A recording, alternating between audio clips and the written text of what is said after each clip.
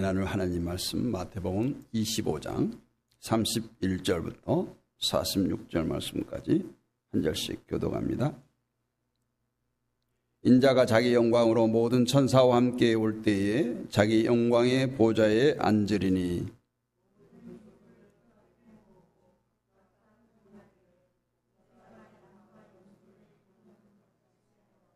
양은 그 오른편에 염소는 왼편에 두리라.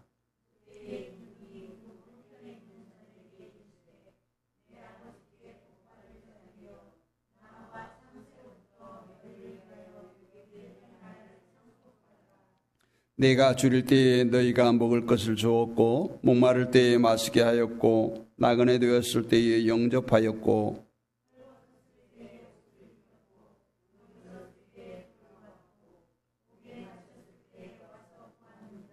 이에 의인들이 대답하여 이르되 주여 우리가 어느 때에 주께서 줄인 것을 보고 음식을 대접하였으며 목마르신 것을 보고 마시게 하였나이까.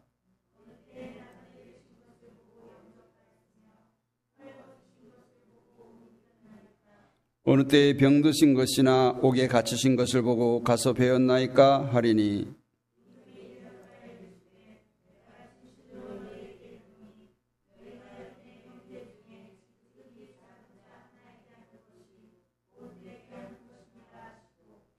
또 왼편에 있는 자들에게 이르시되 저주를 받은 자들아 나를 떠나 마귀와 그 사자들을 위하여 예비된 영원한 불에 들어가라.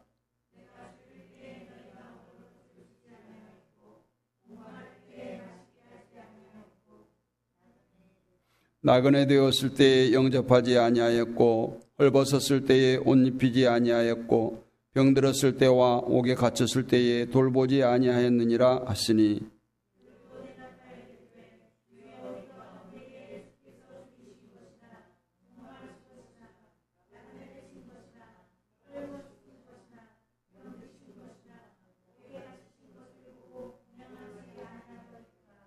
이에 임금이 대답하여 이르시되 내가 진실로 너희에게 이르노니 이 지극히 작은 자 하나에게 하지 아니한 것이 곧 내게 하지 아니한 것이니라 하시리니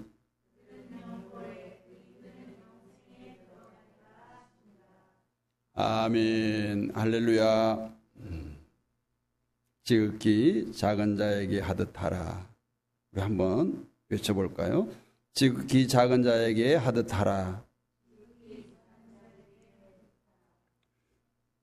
제목을 정하고 말씀을 준비하다 보니까 제 양심에 상당히 가책이 되었습니다.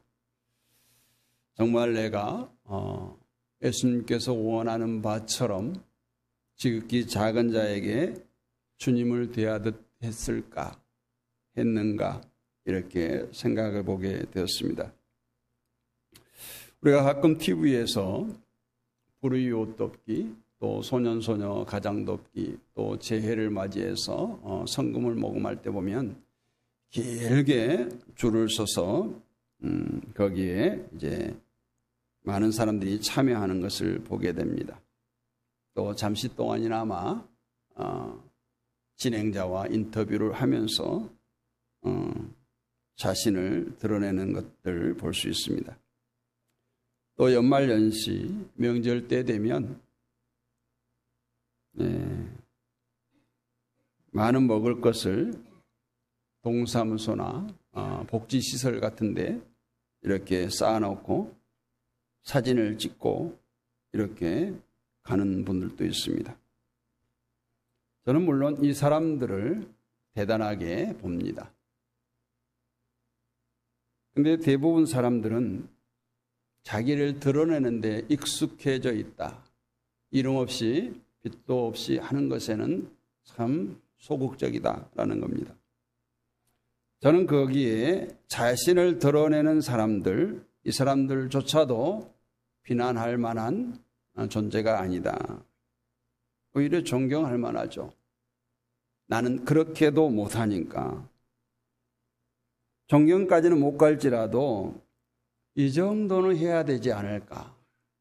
항상 평상시 그래서 그들이 복지시설 같은 데 보면 많이 오면 많이 올수록 사람은 오지 않고 선물이 먼저 온다고 해요. 선물이 가득 화물차에 실려와가지고 쌓아놓고 그 다음에 사람들은 나중 와서 거기 와서 사진 한번 탁 찍고 이제 원장이나 대표자가 인사하고 나누고 그냥 쉰 가버립니다. 그 시설이나 거기에 수용된 사람들과의 만남은 없다라는 거예요. 물론 바쁜 사람들이니까 그럴 수 있다 칩니다. 거기에 있는 아이들은 좋아합니다. 혜택을 누리는 원생들은 즐겁습니다. 그런데 이렇게도 하지 않는 사람들이 너무 많으니까 그들도 귀하다. 저는 그렇게 생각하는 겁니다. 저는 이런 사람들이라도 1년 365일 끊이지 않았으면 좋겠습니다. 오늘 본문은 우리가 너무 익히 아는 비유 중에 하나죠. 그 앞에 여러 가지 비유가 있습니다. 주님께서는 특별히 구제에 대한 말씀과 천국에 대한 심판의 말씀을 이렇게 연결시켜서 오늘 말하고 있습니다. 이 구제에 대한 말씀에 애당초 우리는 해당도 안 되고 있는가? 아예 생각도 안 하고 있는가? 우리는 구제할 때 어떻게 하라고 성경은 가르칩니까? 마태복음 6장 3절로 4절 말씀에 보면 오른손이 한 일을 왼손이 모르게 하며 내 구제함을 은밀하게 하라. 은밀한 중에 보시는 내 아버지께서 갚으시리라. 이렇게 말씀합니다. 이 말씀은 시편 10편 14절 말씀을 인용한 말씀입니다. 주께서는 보신나이다. 주는 재앙과 원한을 감찰하시고 주의 손으로 갚으려 하시오니 외로운 자가 주를 의지하나이다. 주는 벌써부터 고아를 도우시는 이시이다. 여러분, 오른손이 한 일을 왼손이 모르게 할 수 있을까요? 아무도 몰래. 깜깜한데 왼손을 꼭꼭 묶어놓고 오른손 일한다고 왼손이 모릅니까? 생체학적으로 모를 리가 없는 거죠. 말도 안 되는 이야기를 어쩌면 주님께서 하신다는 거예요. 왜 이렇게 오른손이 하는 일을 왼손이 모르도록 하라고 하고 또 할 수 있을까? 그것은 나도 모르게 하는 겁니다. 우리가 실수를 하거나 또 잘할 때 사람들을 보면 나도 몰래 했다라고 해요. 나도 모르게. 나도 모르게 하려면 어떻게 해야 되겠어요? 습관화돼야 돼요. 보통 동물적 신경, 동물적 반응 이런 얘기를 합니다. 습관화되어 있어야 되는 거예요.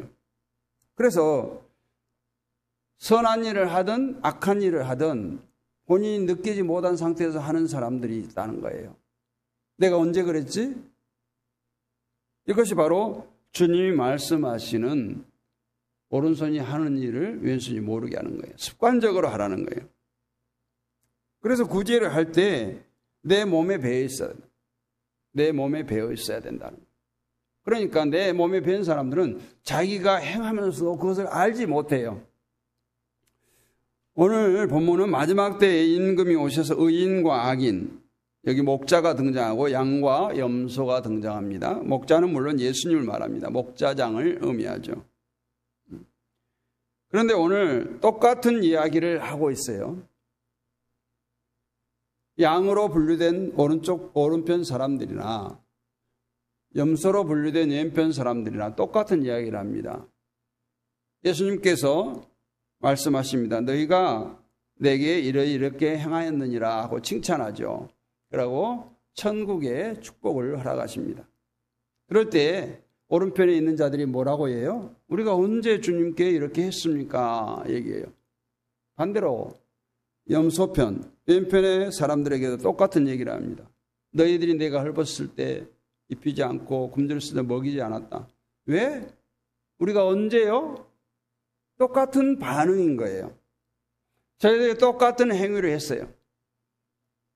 작은 소자를 대접하지 않는 일, 또 작은 소자를 대접하는 일, 몸에 배듯이 자신도 모르게 열심히 해오면서 살아왔는데 그들이 똑같은 반응을 할 때 예수님께서 뭐라고 말해요?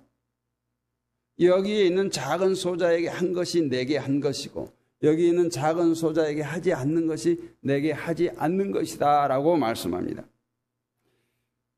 많은 사람들은 그렇게 생각합니다. 만약에 예수님이었다면 내가 그랬겠어요?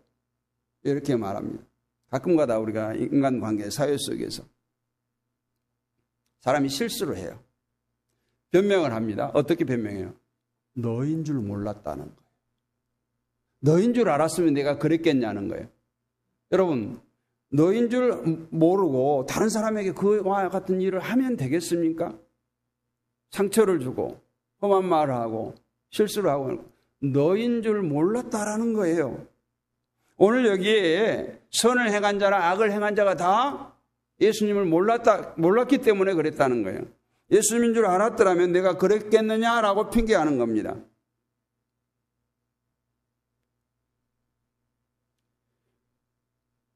오늘 우측에 있는 그들에게 허락하신 은혜, 축복이 뭡니까? 하나님의 나라를 소유케 된다는 거예요. 이 땅에서의 삶뿐만 아니라 그의 나라, 예비된 나라, 그들을 위해서 예비된 겁니다.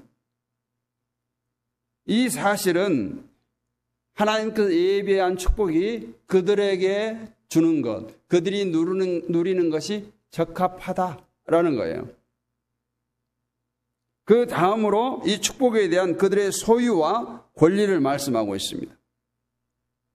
그것은 이미 이 축복은 성도들을 위해서 계획되었고 동시에 성도들은 시간이 시작되기 전부터 영원 전부터 그 축복을 받도록 예정되었다. 에베소 1장 4절 말씀처럼 예정되었다라는 거예요. 우리는 양자된 덕택, 하나님의 자녀된 덕택으로 하나님의 기업을 물을 상속자가 되었어요. 그래서 로마서 8장 17절은 자녀임은 또 후사다 이렇게 말씀합니다. 상속자라는 거예요. 이 상속자라고 하는 명칭은 오늘날도 큰 또 확실한 듣기 좋은 그런 얘기입니다.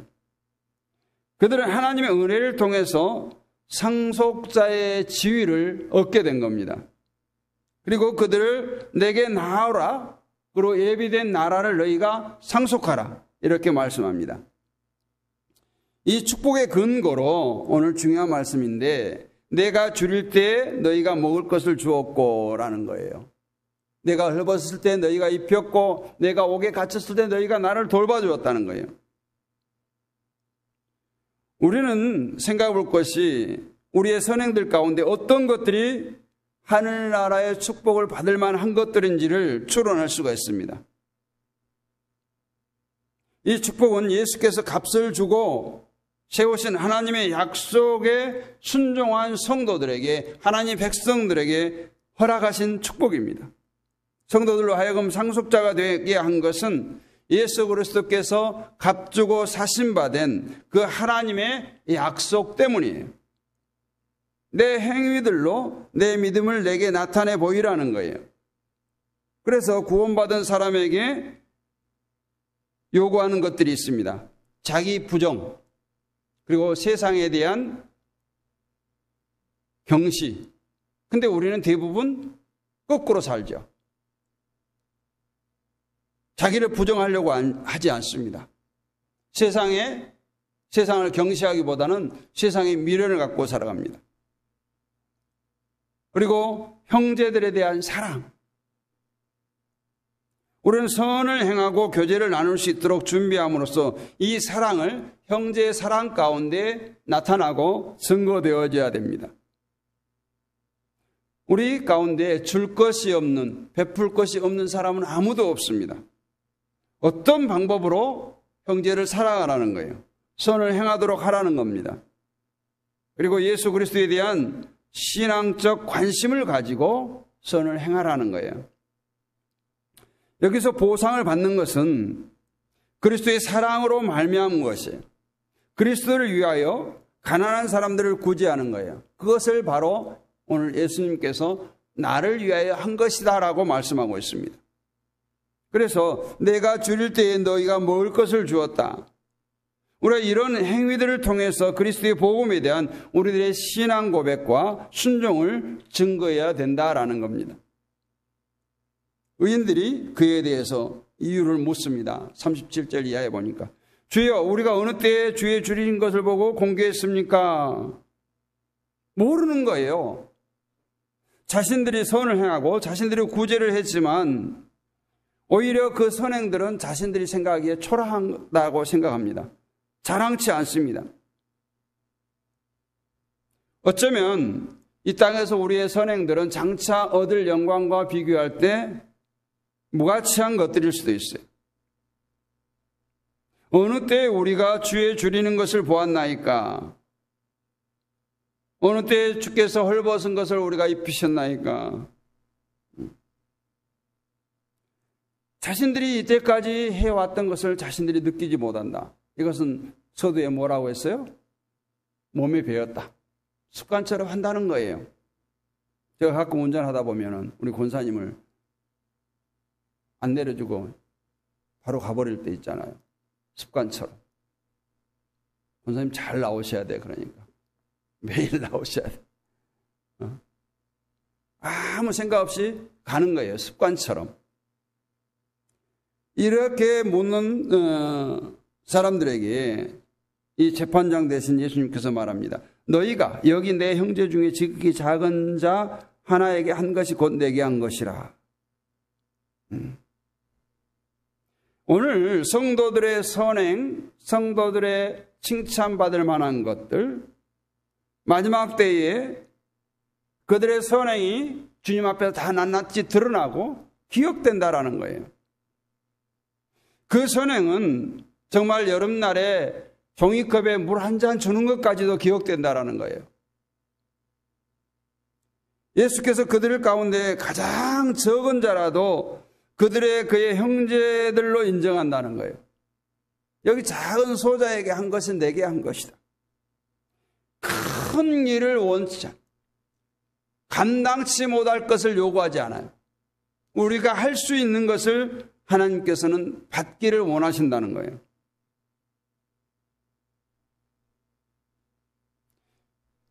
그들 주변에 있는 가난한 형제들에게 행한 그 친절을 예수님께서는 내게 한 것이니라. 이 말씀은 가난한 사람들을 구제했던 부자들뿐만 아니라 그 부자들로부터 구제를 받은 그 가난한 사람들까지도 동일하게 여긴다는 말씀이에요. 또 반대편에 있는 악인들에 대한 심판에 대한 말씀이 41절 이하에 나옵니다. 악인들에게 어떤 선고가 내려집니다. 저주를 받은 자들아 나를 떠나라는 거예요. 예수님과 가까이 있다는 것은 비록 예수님으로부터 징계는 받을지라도 상당한 은혜를 입을 수밖에 없어요. 그러나 그런 일은 결코 일어나지 않을 것입니다. 나를 떠나라는 거예요. 너희가 내 곁에 있을 존재가 아니라는 거예요. 물론 세상에서 그들이 종종 생명과 안식을 얻도록 부르심을 받기도 합니다. 하나님 편에서는 그들을 부를 수 있지만 그들이 하나님 향해서 부르짖을 때에 그 부르심에 귀를 막아버린다는 거예요.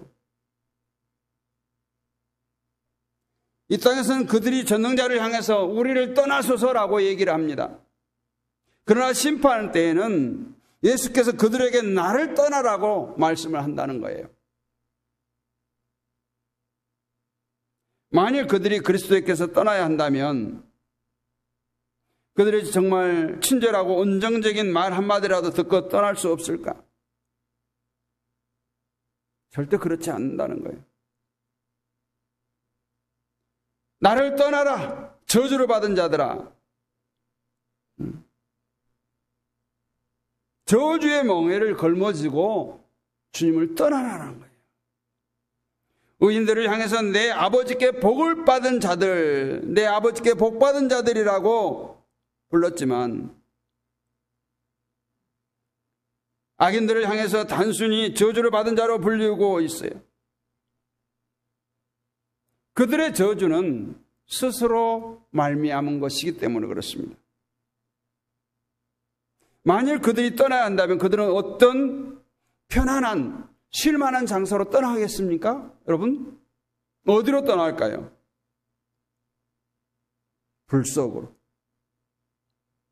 이 불은 영원하신 하나님의 진노의 불입니다. 만일 그들이 예비된 불 속으로 들어가야 된다라는 것, 그 불은 잠깐 동안 타다가 꺼지는 그런 불이 아닙니다. 그 불을 통과할 수 있는 것도 아니에요.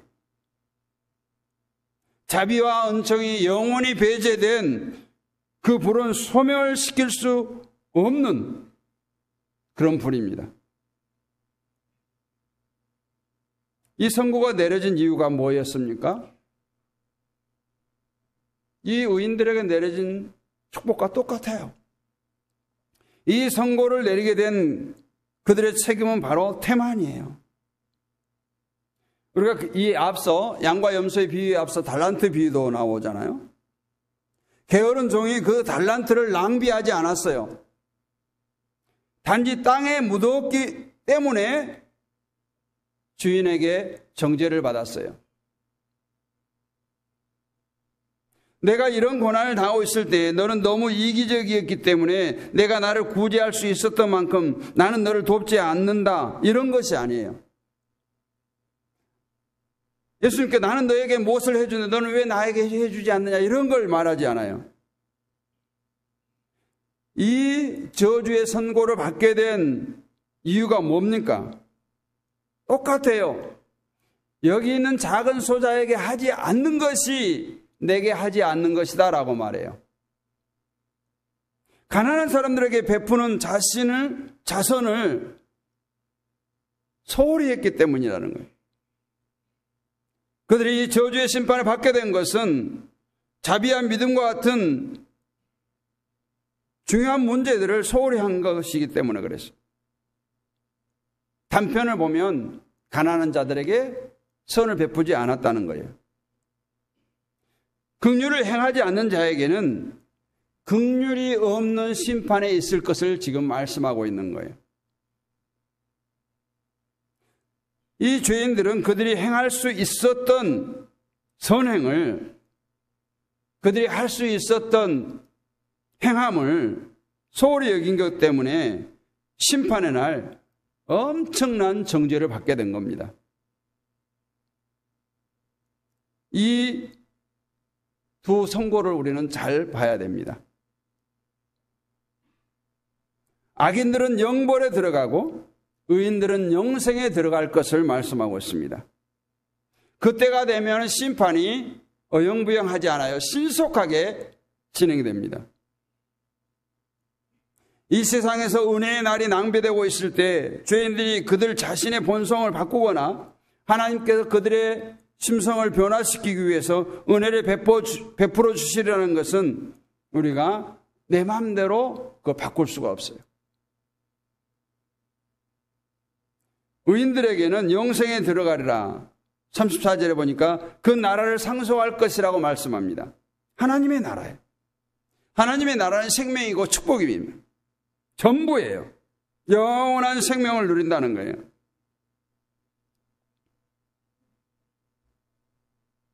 오늘 35절부터 40절을 다시 한번 읽어봅니다. 내가 줄일 때에 너희가 먹을 것을 주었고 목마를 때에 마시게 하였고 나그네 되었을 때에 영접하였고 헐벗었을 때에 옷을 입혔고 병들었을 때에 돌아보았고 옥에 갇혔을 때에 와서 보았느니라. 이에 의인들이 대답하여 이르되 주여 우리가 어느 때에 주께서 줄이신 것을 보고 음식을 대접하였으며 목마르신 것을 보고 마시게 하였나이까. 어느 때에 나그네 되신 것을 보고 영접하였으며 헐벗으신 것을 보고 입혔나이까. 어느 때에 병드신 것이나 옥에 갇히신 것을 보고 가서 배웠나이까 하리니 임금이 대답하여 이르시되 내가 진실로 너희에게 이르노니 너희가 여기 내 형제 중에 지극히 작은 자 하나에게 한 것이 곧 내게 한 것이니라. 몸에 밴 섬김, 몸에 밴 봉사, 몸에 밴 희생. 쉽게 생각해 볼 수 있는 사실은 이 사람에게 있어서 장애자나 또 사소한 도움을 요청할 때 부담 없이 도와줄 겁니다. 이 사람은 나중에 전에 선생님께서 나를 도와주셨습니다. 지금은 내가 이렇게 성공했습니다. 이렇게 찾아왔을 때 전혀 자신이 베푼 선행을 기억하지 못할 겁니다. 내가 언제 그런 일을 했었지? 오히려 반문할지 모릅니다. 이것이 바로 오른손이 하는 일을 왼손이 모르게 하는 선행입니다.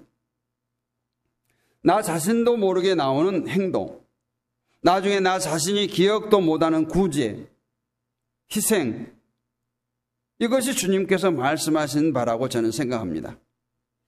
이런 예화가 있더라고요. 추운 겨울날 두 사람이 여행을 합니다. 눈이 많이 쌓였습니다. 엄청 춥습니다. 그런데 가다 보니까 한 사람이 쓰러져 있어요. 그래서 친구에게 말합니다. 저 사람을 우리가 살리자. 어떻게든 저 사람을 살리고 업고 가자고 하니까 그 친구는 아니야. 내 몸도 가누기 힘들어. 그리고 앞에 가버립니다. 뒤에 남은 친구가 이 쓰러진 사람을 업고 갑니다. 한참 고개를 넘을 쯤에 나만 살겠다고 가는 친구는 얼어 죽었습니다. 근데 이 다친 사람을 살리려고 업고 땀을 뻘뻘 흘리며 간 자는 두 사람의 체온이 합해져서 그 추운 겨울 그 난관을 잘 극복했다는 이야기입니다. 어쩌면 우리는 나 살자고, 나만 잘 돼보자고, 나만 성공하자고 사는 것이 어쩌면 세상의 이치입니다. 어쩌면 그것을 지혜롭다고 생각할 겁니다. 머리가 좋다고 생각할 겁니다. 우리나라가 얼마나 복받은 나라인가를 알아야 돼요.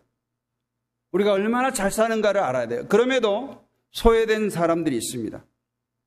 아파하는 사람들이 많습니다. 우리의 도움의 손길이 필요한 것이 많습니다. 우리가 여기저기 주님의 시선으로 바라볼 때 그런 것이 많이 보일 겁니다.